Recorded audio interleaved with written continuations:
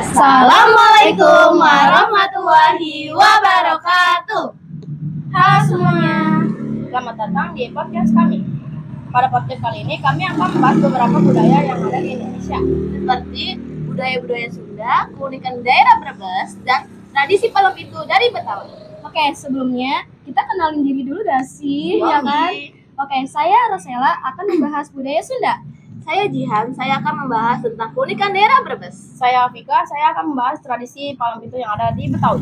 Langsung aja, check it out! Oke, pada sesi pertama kami akan membahas tentang tradisi Palang Pintu khas Betawi. Di sini gue mau nanya nih, lu selama tinggal di Jakarta pernah nggak sih lihat tradisi pernikahan ada Betawi? Kalau gue sih pernah. gue juga pernah. Lu? Gue apa lagi? Saya sampai bosan kalau orang Betawi nikahan. Apa tuh? Gue kan orang Betawi. Mau nggak lu pada gue jelasin? Boleh. Detail pernikahan adat Betawi tuh. Apa tuh? Kan dari yang gue liat-liat saudara-saudara gue nikah sih, emang boleh pakai golok? Boleh lah. Boleh. Lanjut aja lanjut. Orang Betawi nikahnya itu gimana ya? Rumit-rumit, seru.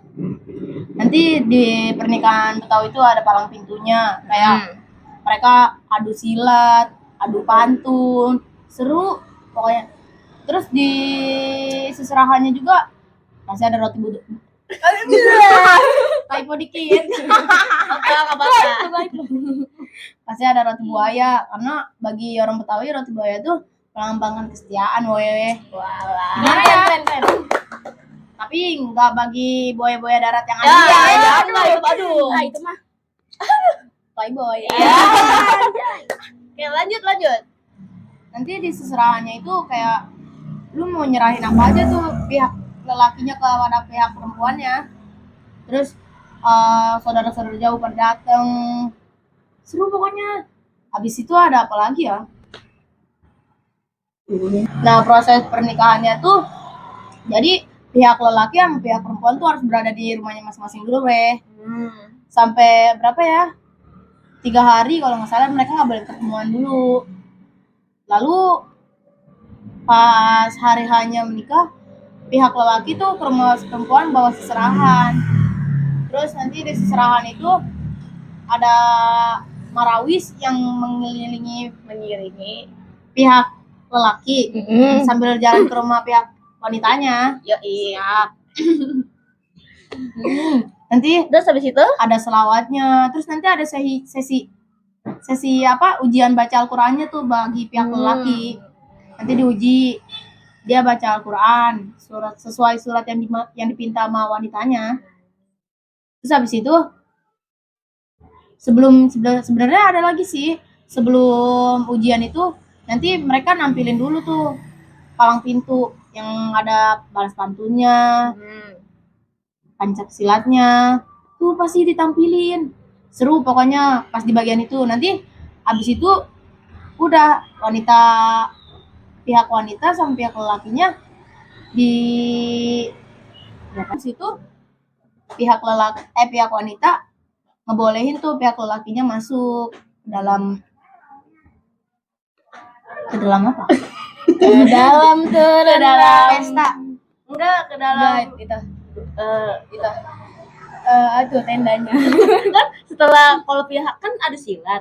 Ada silat kan yang menang kan wanita laki-laki Iya, kan. iya. Berarti pihak lelaki diperbolehkan melanjut. Dikasih ini gak sih apa namanya? Iya, Kembang gitu. Ya, Kembang, kalau iya, kembang. gitu, iya. Itu abang itu biarin. Itu yang apa detik? Lo kayak gitu. Apa itu? Gitu loh, menit. Oh, ini udah menit ini gitu. Oh. Lu kayak gini. Udah yuk lanjut. Nih. Jadi nanti setelah ujian baca Al-Qur'an, baru tuh pihak lelaki dipakein kalung yang terbuat dari bunga apa ya namanya? Melati kalau nggak salah. Dikalungin. Tapi itu ibunya si pihak wanita yang makaikan. Di situ diperbolehkan masuk ke dalam tendanya. Terus ijab kabul ya namanya. Kalau saya sah-sahan. Iya, izin aja. Terus habis itu baru deh orang-orang Betawi tuh ngantri makan Enak kita kayak makanannya. Apa tuh? makan gratis nih. Iya. Ada keluar kan? Gitu sih yang gue tahu ya tradisi Betawi. Kayak segitu aja sih yang aku tahu tentang tradisi pernikahannya orang Betawi. Sekarang kita lanjut ke sesi kedua. Oke, lanjut ke sesi kedua. Di sini kami akan membahas tentang budaya Sunda. Di sini siapa sih orang Sunda Siapa nih? ya? Gue mau nanya. Betul. Selama lo jadi orang Sunda, pernah gak sih makan makanan khas Sunda? Pernah dong. Apa aja tuh? Nih, pertama ya. Nih, gue pernah di tempat daerah Bogor. Apa tuh? Rambut nyemil gak sih? Boleh. Silakan makan ya. Gue cerita ya, lu sambil makan, dengerin. Iya, Enak dong kalau cerita sambil makan. Iya. Lanjut. Dengerin ya, dengerin. Yoi. Awas lu gak dengerin. Iya. Nih, gua kalau di Bogor, ya kan, gua setiap kalau misalnya kayak Lebaran, kayak tahun baru, tuh gua tuh jalan-jalan ke Bogor kayak ya udah. Rumah keluarga ya? Iya betul. Nah, gua kalau misalnya itu kan pasti makan bareng dong, ya kan, makan bareng nih kayak pagi-pagi ibu-ibu pada masak. Enggak.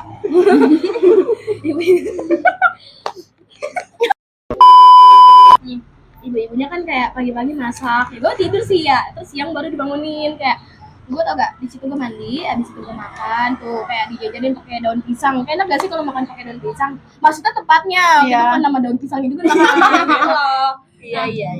Nih, dijajarin panjang, terus ntar lu taruh nasi. Ya Siapa kan? tuh? Nasi liwet. Ya udah solo dong. Nah, nasi tuh nasi, isinya nih ya, isinya. Apa aja? Nih, dengerin. Ya. Nih, ada lalapan. Lu tau lalapan gak? Tahu? Apa tuh? Sayur kan? Sayur-sayuran yang direbus kan? Ya, selain sayur ada timun. Banyak lah pokoknya yang Kayak kambing. hijau. Iya, anjir.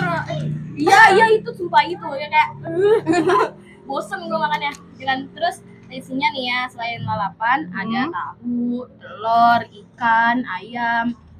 Terus tempe. Ada sambal kagak? Sambal ada dong. Gak ada. Itu kayak makanan kayak zaman dulu kayak ada tahu sama tempe gitulah. Enak ya? Iyalah enak, tapi lalapan gak dah. Kenapa kok kagak? Kayak kambing. Nah, gitu. Kambing? Ya. Lagi. Apa lagi ya? Selain itu lu pernah makan apa? Selain itu, gitu. Iya. Gitu. Apa ya gua?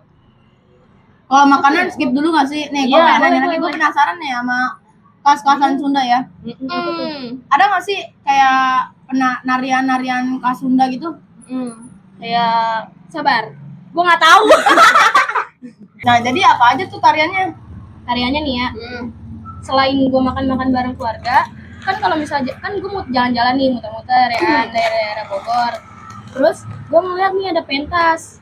Seru banget sumpah. Pentasnya apa aja? Kayak ada nari, nyanyi-nyanyi gitulah. Tapi nyanyiannya nggak tahu ya dari apa. Ya gue nggak tuh. Ada tarian Jaipong, sumpah seru banget. Ada gel-gelnya gitu. Gimana gimana? Ketua aja lah, ketua. Gel-gel jangan dong. Jangan, gak boleh. Sensor anjir. Udah.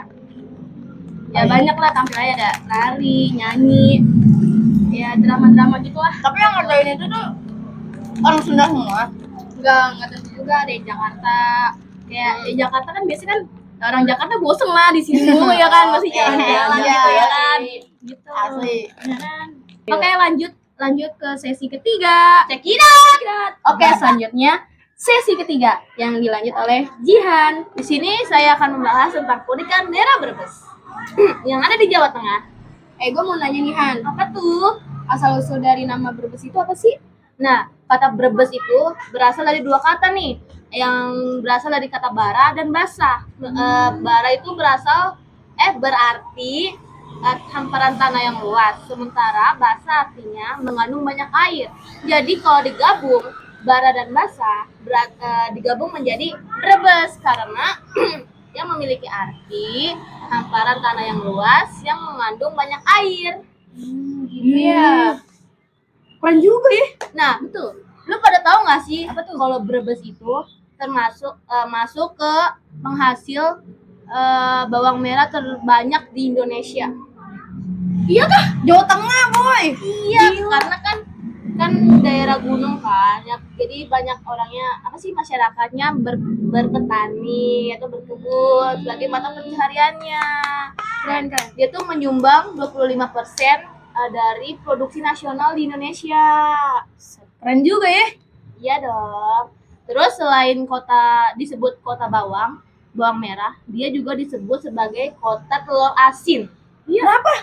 Karena seperti yang tadi gue bilang, masyarakatnya banyak yang berkebun, berternak, sehingga menghasilkan ya tadi itu. Bawang-bawang. Iya. Ya, produsen bawang dan produsen telur asin terbanyak di Indonesia. Gacor juga ya. Keunikannya apa tuh? Itu barusan ya tadi keunikan. Ya, itu termasuk salah satu keunikannya. Nah, selain itu Brebes juga mempunyai batik loh. Batik apa tuh? Kayak gimana batiknya? Saya mau lihat dong. Kayak gini guys, namanya batik Selem. Oh gitu. Dinamain batik Selem karena berasal dari kota Bentasari di kecamatan Selem. Jadi namanya batik Selem karena asalnya dari Selem. Nah, Dan ini cuma ada di daerah Brebes doang. Iya, karena itu khusus daerah Brebes. Karena ya tadi yang gue bilang karena berasal dari kecamatan Selem yang ada di Jawa Tengah Brebes. Keren juga ya. Nah, batik itu udah ada dari sekitar 1917. Udah lama banget ya. Udah lebih Satu abad gak sih kayaknya? lebih. Ya, pokoknya gitu. Terus batik ini tuh memiliki motif yang beragam, kayak motif kopi pecah, mangga, merak, ukel kampung, dan sinar rantai. Dia memiliki makna tersendiri. Apa maknanya? Ya, kurang tahu saya. Nanti kita cek Google aja. Oke, segitu aja kita membahas tentang daerah Brebes. Oke. Sudah selesai video Belum kali dulu. ini? Belum dulu. Saya pantun dulu. Oke, boleh. Apa tuh? Dengerin ya nih. Nggak mau. Jalan-jalan ke kota tua. Cakep. Banyak bangunan peninggalan Belanda. Masa? Iya dong. Jangan lupa tekan tombol subscribe-nya. Sampai jumpa di video yang berbeda. Sekian dari kami, kurang lebihnya mohon maaf. Wassalamualaikum warahmatullahi wabarakatuh. Bye.